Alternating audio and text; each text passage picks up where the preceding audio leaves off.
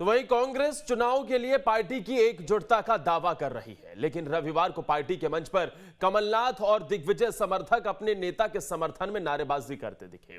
हालांकि कमलनाथ और दिग्विजय सिंह ने अपने समर्थकों को फटकार भी लगाई, लेकिन दिग्विजय सिंह ने जिस अंदाज में कार्यकर्ताओं को फटकार लगाई उसके सियासी मायने निकाले जाने लगे हैं। क्या कांग्रेस अपनी पुरानी गलती से सबक नहीं ले पा रही है? भोपाल में बैठक के बाद नारेबाजी कर रहे कार्यकर्ताओं को दिग्विजय सिंह ने समझाइश दी और कहा कि मध्य प्रदेश में कांग्रेस और कमलनाथ की जय होती है। सबसे पहले आप वो बयान सुनिए। जो माहौल बनाया हुआ है भाजपा ने, उसके खिलाफ लड़ाई लड़ी है। हम सब आपके साथ। बहुत बहुत धन्यवाद। अगली बार समझ लेना, यहाँ पे केवल कांग्रेस पार्टी जिंदाबाद होती है, जय जय कमलनाथ होती है। अब दिग्विजय सिंह के इस बयान के कई सियासी मायने हो सकते हैं। क्या वो कमलनाथ पर या पार्टी पर तंज कस रहे हैं या खुद को उपेक्षित महसूस कर रहे हैं? क्योंकि पहले भी कई बार दिग्विजय सिंह के ऐसे बयान सामने आए हैं जिनको सुनकर लगता है कि वो खुद को पार्टी में उपेक्षित महसूस करते हैं या उनके बयान से पार्टी में एक बार फिर गुटबाजी देखने को मिल सकती है। पहले भी दिग्विजय सिंह और कमलनाथ के बीच विवाद की खबरें आई थी। 2018 में राहुल गांधी के कार्यक्रम में दिग्विजय सिंह के कटआउट नहीं लगे थे। कटआउट न लगने पर कमलनाथ ने सार्वजनिक रूप से माफी मांगी थी। दिग्विजय सिंह का पोस्टर होर्डिंग न होने की हाईकमान से शिकायत भी की गई थी।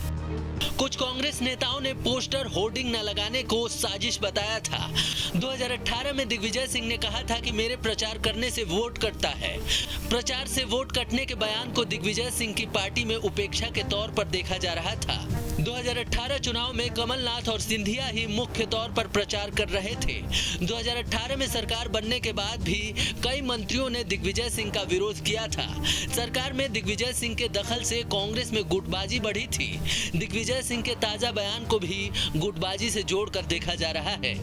सभी नेता कार्यकर्ता एकजुट हैं। कमलनाथ जी के नेतृत्व में चुनाव लड़ा जा रहा है। सभी के नेता कमलनाथ जी हैं, इसलिए किसी तरह के कोई असमंजस की कोई स्थिति नहीं है। मध्य प्रदेश के तमाम कार्यकर्ता, प्रदेश की जनता कमलनाथ जी के नेतृत्व में फिर से कांग्रेस की सरकार चाहती है। भले ही कांग्रेस नेता पार्टी एकजुट होने की बात कर रहे हों, लेकिन गुटबाजी की वजह से 15 साल बनी सरकार 15 महीने में ही गिर गई थी।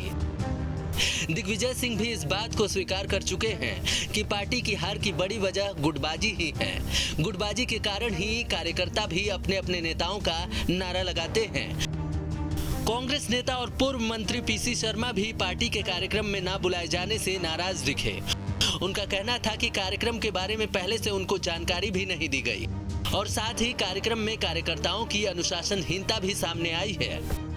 यही कांग्रेस पार्टी है, इसका नवचिंतन से कोई वास्ता नहीं है, ऐसा एक कह सकते हैं, लेकिन वास्तव में ये लुटी पुटी कांग्रेस है, खिसियानी कांग्रेस है, ये कुंठित कांग्रेस है जो गाली गलौज से उजागर और बेतुकी नारेबाजी से उजागर हो रही है।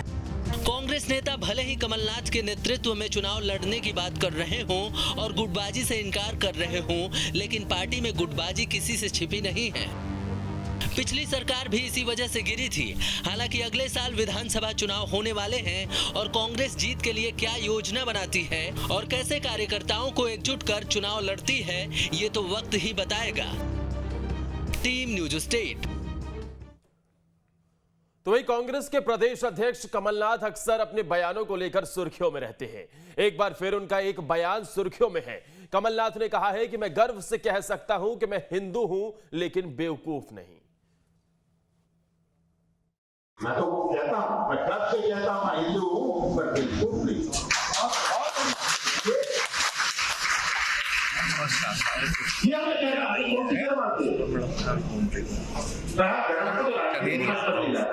पुष्पा चलेरिया ये हमारी अपनी भावना है। हम धर्म को अपने राजनीति का आधार नहीं मानते। आमिर धर्म को इवेंट नहीं बनाते। हम धर्म को इवेंट नहीं बनाते। तो वहीं नरसिंहपुर पहुंच दिग्विजय सिंह ने कार्यकर्ताओं से मुलाकात की। वहीं इस दौरान दिग्विजय सिंह ने नरोत्तम मिश्रा के उस बयान पर पलटवार किया जिसमें नरोत्तम मिश्रा ने कहा था कि कांग्रेस अब सूर्य की तरह अस्त हो रही है। दिग्विजय सिंह ने कहा कि मैं नरोत्तम मिश्रा की बातों का जवाब देना वक्त की बर्बादी समझता हूं। साथ ही कांग्रेस छोड़ बीजेपी में शामिल हो रहे नेताओं को लेकर भी दिग्विजय सिंह ने कहा है कि कुछ लोग सिर्फ सत्ता के भोगी होते हैं। नरोत्तम मिश्रा जी क्या बयान देते हैं उस पर मुझे टिप्पणी करने की आवश्यकता इसलिए नहीं है क्योंकि उसमें मैं अपने आप इसमें समय बर्बादी मानता हूँ। कमलनाथ जी और आप मिलकर मेहनत कर रहे हैं अगले चुनाव के लिए। मध्य प्रदेश में एक बार फिर सरकार बनाने का प्रयास जारी कांग्रेस पार्टी का। वहीं शीर्ष के कुछ नेता जो हैं वो कांग्रेस से छोड़ के दूसरी पार्टियों में जा रहे हैं, तो ये क्या नुकसान? बात यह है, दो तरह के लोग होते हैं, एक सत्ता भोगी होते हैं, एक विचारधारा के समर्पित होते हैं। इसलिए जो सत्ता भोगी हैं वो छोड़ देते हैं और बाकी जो विचारधारा के लोग होते हैं वो साथ जुड़ जाते हैं।